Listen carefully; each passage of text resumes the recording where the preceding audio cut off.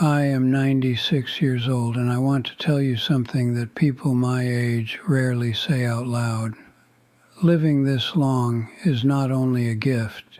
Sometimes it is a punishment, because when you live this long, you do not just accumulate memories. You accumulate a complete and unforgiving inventory of every single thing you did wrong, every door you closed, every person you hurt without understanding what you were doing. Every year you spent moving in the wrong direction with total confidence.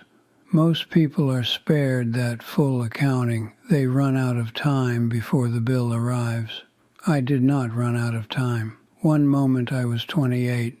Convinced I was just getting started. And then something happened. I cannot explain it except to say that I blinked, and I was here, in this chair, with this body that has decided it is finished, and the whole shape of it visible at once, the way you can finally see the whole pattern of a quilt only when you stand far enough back. I have seen the full pattern, and because of that, only because of that, I can show you where the threads went wrong. If you are still young enough that your hands don't shake when you hold a cup of tea, if you still have decades ahead of you that feel abstract and distant and somehow guaranteed, please sit down. This is the conversation I needed to have at 30 and did not have until it was almost too late to matter. I grew up the son of a man who never once, in my entire childhood, told me he was proud of me. Not because he wasn't. I understood much later that he was, in his way. But his way was silence and expectation, and a standard that moved just far enough ahead of me that I could never quite reach it. I spent my entire boyhood running toward something that kept moving. And then I became an adult, and I kept running. I ran toward achievement, toward recognition, toward the kind of visible, measurable success that my father's silence had taught me was the only legitimate proof of worth. I became very good at running. I won races that I had not stopped to decide whether I actually wanted to win. I arrived at destinations and felt nothing and told myself the feeling would come later, after the next destination. It never came. At 44, I was by every external measure a successful man. Good career, family, house. The kind of life that looked correct from the outside, with the kind of interior that I had learned to never examine too closely. My wife said to me one evening, quietly, without drama, in the way that people say the most important things, she said, "I feel like I am married to someone who is always on his way somewhere else." I told her she was being unfair. She was not being unfair. She was being accurate in a way I was not ready to hear for another decade. I am not a philosopher. I am not a wise man in any formal sense. What I am is old. Old in the specific way that means most of the people I loved are gone, and the world I was born into is unrecognizable, and I have had more time than most to sit quietly and think about what any of it meant. And I have earned the particular freedom of someone who has nothing left to protect, no reputation to manage, no future to safeguard.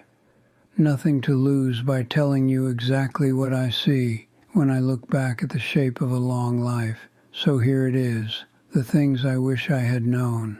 Not theories, not philosophy, just the specific places where I got it wrong, told plainly, in the hope that you use them before I needed to. Lesson 1. The race you are running was designed by someone who is not running it. When I was in my 30s, I was completely consumed by the question of how I was doing relative to other men my age. I tracked it constantly, this invisible scoreboard, who had been promoted, who had the bigger house, who was mentioned in the right context. I did not think of it as competition exactly. I thought of it as awareness, knowing where you stood, being realistic about your position. What I was actually doing was letting other people's trajectories determine my direction. I had a colleague named Jeffrey. Jeffrey was accelerating. Every year, another step up, another visible marker of progress. And I measured myself against Jeffrey the way you might run a race by watching the person next to you rather than watching the road ahead. My eyes were always sideways.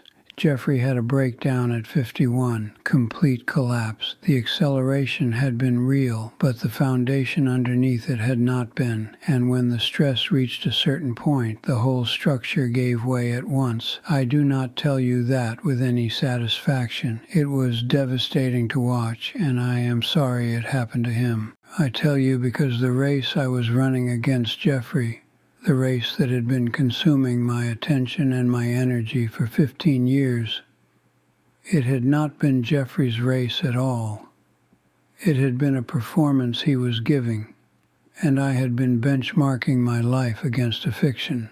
Nobody warned me that most of what you see from the outside is performance, that the people who appear to be winning the race are often simply better at looking like it, that the scoreboard you are watching is not displaying real numbers. Stop running sideways. Pick a direction that is yours, specifically, genuinely, uncomfortably yours, and run that way. Not faster than Jeffrey, not better than Jeffrey, yours. The only race that will feel like anything when you are old is the one you chose for yourself.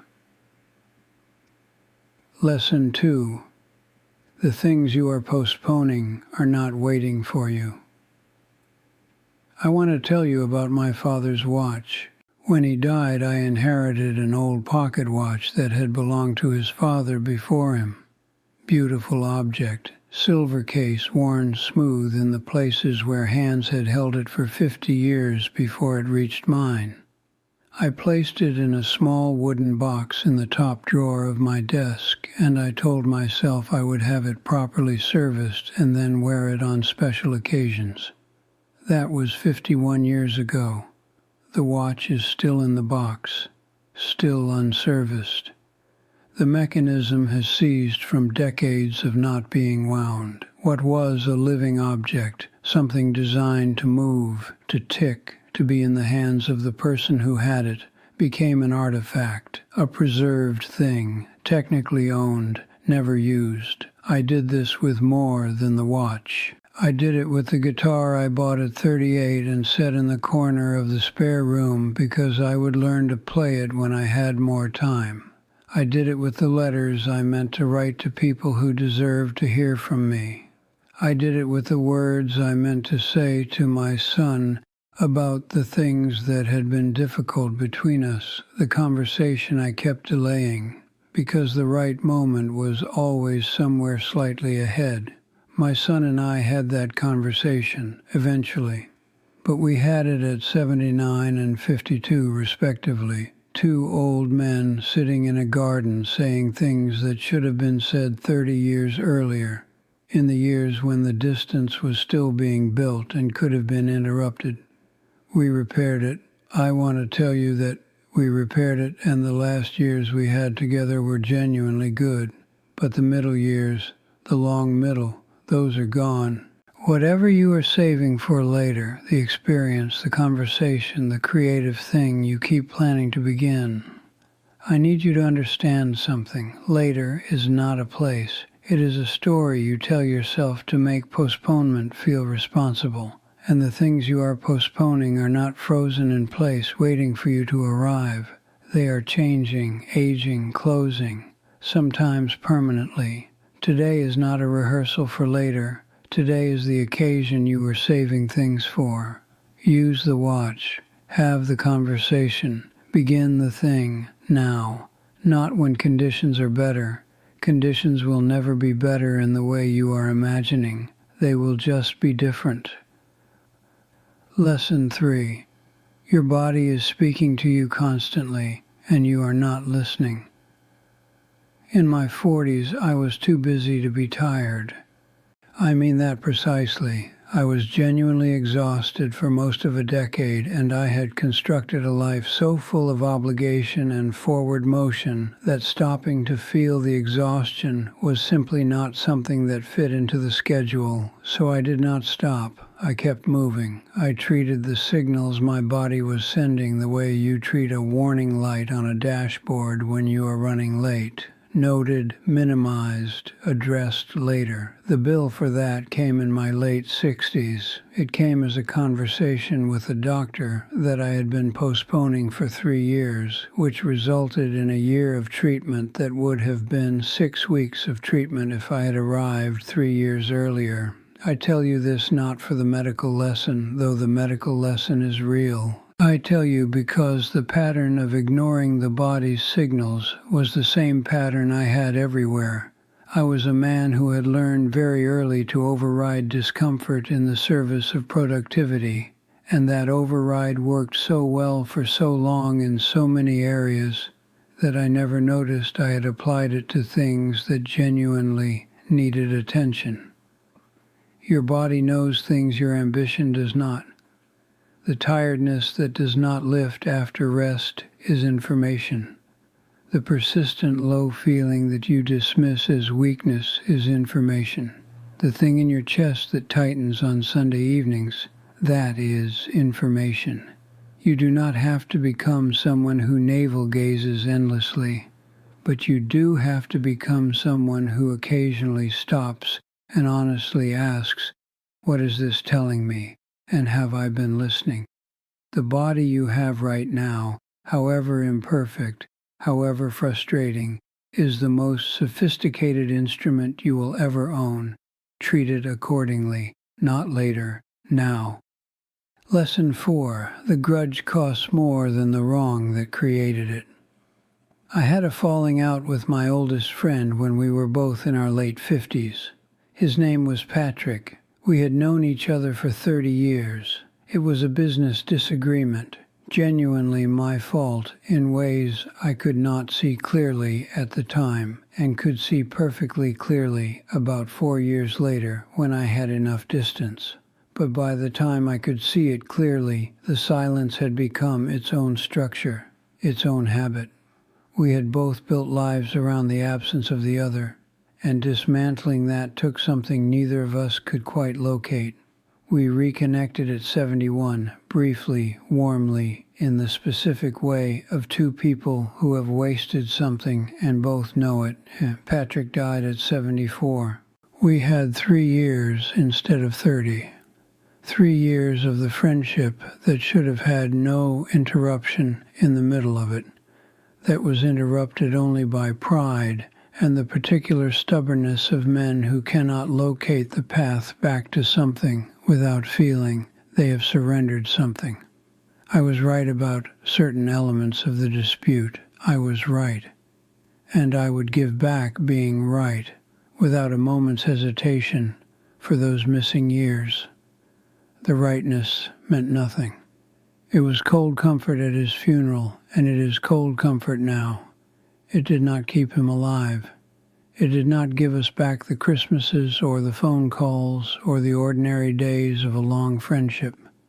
Whatever you are holding, whatever you are refusing to release because releasing it feels like losing, I want you to ask one question, honestly. When you are very old and this person is gone and cannot be reached, will being right feel like enough?